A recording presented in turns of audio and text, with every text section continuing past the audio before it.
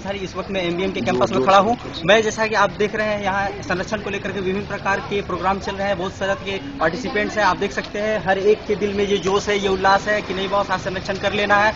आज हर एक चीज के संरक्षण के बारे में बात हो रही है, चाहे वो किसी चीज की संरक्षण हो, चाहे वो लैंड संरक्षण हो, या फिर उसके आप एयर कंजर्वेशन हो, या फिर बायोस्फीयर कंजर्वेशन हो, या फिर आप फॉरेस्ट कंजर्वेशन हो। हर एक कंजर्वेशन के बारे में बात चल रही है। जैसा कि पहला एक इवेंट चल रहा है जिसका नाम अभिव्यक्ति है, जिसके अंतर्गत सारे पार्टिसिपेंट जिन्होंने इस पर पार्टिसिपेट किया है वो अपना एक क्लिप लेकर के आ रहे हैं और उन्हें प्रोजेक्टर पे दिखाया जा रहा है। उस प्रोजेक्टर के अंतर्गत जब वो दिखा रहे हैं उनसे क्रॉस क्वेश्चन पूछी जा रही है, क्रॉस क्वेश्चन का समाधान किया जा रहा है और एक बहुत अच्छे कंक्लूजन पर पहुंचा जा रहा है कि संरक्षण कैसे करना है और किस रूप में करना है। आइए चलते हैं हम ईडीसी के क्लासरूम में और देखते हैं क्या चल रहा है वहाँ। Energy efficient vehicles has been initiated by British engineers. A car named BioBug has been launched with transfer methane gas. The methane gas is produced by human waste, and the designers claim that the drivers will not be able to differentiate it with the ordinary car. If more attention is paid to this technology, the problem of fuel can be solved. Energy efficient homes. The typical house can cause twice the greenhouse gas emission of a typical car. Buildings use 12% of the total water consumed, contribute 30% of our greenhouse gas, contribute 65% of waste output, and consume 70% of the total electricity consumed by Canadians. These problems can be solved by proper water management, waste management, and using energy efficient and eco-friendly equipment in houses. Low E-glass windows. This is one of the techniques that make a home energy efficient. A low E-glass window is the shape of E and is built at comparatively low level. The benefits of this is जी हाँ, आप देख रहे हैं जैसे हमारे साथ एक consultant मौजूद है जो कि अभी अंदर से प्रेजेंटेशन देकर के आ रहे हैं। आइए इनसे जानने की कोशिश करते हैं इनका थीम क्या था, इनका एम क्या था और इन्हें कैसा लग रहा है। आपका एम क्या था? आपने जो प्रेजेंटेशन दिया उसका आपका एम क्या था? मेरा एम था कि जो भी एनर्जी प्रॉब्लम्स अभी आ रही हैं उनसे ओवरकम करने के लिए हमें 4 स्टेप्स लेने होंगे। लाइक हमें अपनी एफिशिएंसी इंप्रूव करनी होगी, एनर्जी कंजर्व करनी होगी, रिन्यूएबल एनर्जी सोर्सेज डेवलप करने होंगे और एनर्जी को मैनेज करना। जी जी, अगर आपको सब कुछ दे दिया जाए, आपको अगर कहा जाए कि आप दुनिया को अपने हिसाब से एनर्जी कंजर्व करके दे दें, तो आप इसके लिए पहला स्टेप क्या निकालेंगे? मैं एक टेक्नोलॉजी डेवलप करूंगी, लाइक जैसे हमने सोलर सेल्स जी जी जी, बिल्कुल एक टेक्नोलॉजी डेवलप करने की जरूरत है। यहाँ एक टेक्नोलॉजी लाने की जरूरत है। हर एक चीज बिल्कुल सब कुछ टेक्नोलॉजी के हिसाब से होता है।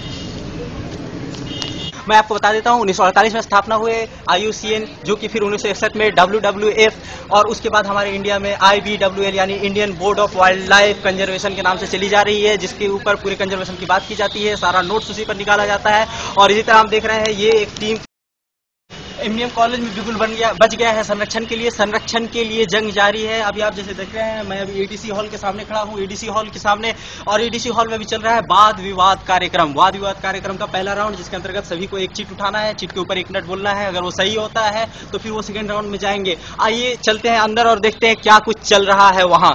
चलिए।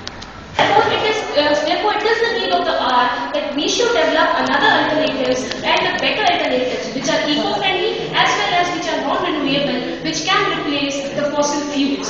For example, the development of biofuels, which we can get from the vegetable oil and which is the non-renewable sources of energy.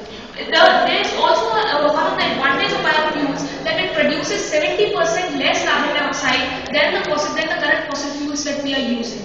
Therefore, जी हाँ, हमारे साथ अभी युवा प्रतियोगी मौजूद है जिनसे हम अंदर जाके देखा, जो अभी वार्तालाप कर रहे थे। अभी उनका जो टॉपिक था डिप्लेशन ऑफ फोसिल्स, आइए उनसे जानते हैं क्या है उनकी राय और वो क्या इस बारे में क्या सोचती है। आपका एम क्या है इस बारे में? आपने जो कुछ कहा तो आपकी राय क्या है इस बारे में? इसमें मैं यही कहना चाहूँगी कि जो फॉसिल फ्यूल्स हम अभी करंटली यूज़ कर रहे हैं, हमारी जो एनर्जी रिक्वायरमेंट्स हैं उसमें से 90% energy requirements fossil fuels fulfil कर रहे हैं। एंड इस मोमेंट पे हमें ये भी ध्यान में रखना चाहिए कि फॉसिल फ्यूल एक non renewable source of energy है, जो कि कुछ टाइम बाद, जो कि एस्टिमेटेड है कि 2025 तक वो खत्म हो जाएगा।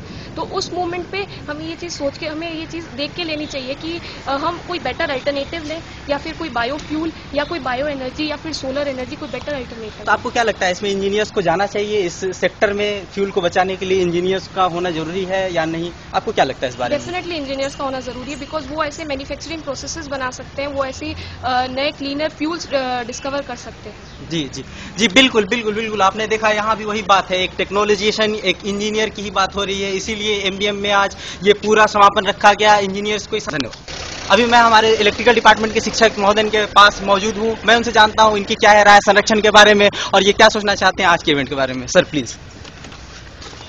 सर इवेंट बहुत अच्छा था और हमें बहुत पसंद आया, और खास करके बच्चों का एंथू जो था जी सर, वो बहुत पसंद आया। हालांकि टाइम 1 मिनट दिया गया था, पर उन्होंने जिस गर्मजोशी के साथ में इसमें पार्टिसिपेट किया वो हमें बहुत अच्छा लगा। Thank you. धन्यवाद धन्यवाद। जी जी जी बिल्कुल सही बात है, अगर हमारे शिक्षक महोदय को अच्छा लगा तो बिल्कुल ये बहुत ही अच्छी बात होगी, एक बहुत ही अच्छा सबक होगा हमारे लिए और हमारे आने वाले जनरेशन के लिए। हम कंजर्वेशन करें, हम फ्यूल बचाएं और हम अपनी प्रकृति के साथ तालमेल बनाए रखें। मैं मोहम्मद साउदी अंसारी, कैमरामैन तसीम अहमद के साथ एमबीएम से। देखिए अब आते हैं हम लोग देखने चित्रकला, आइए देखिएगा।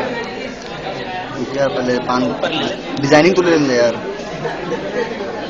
बनाइए।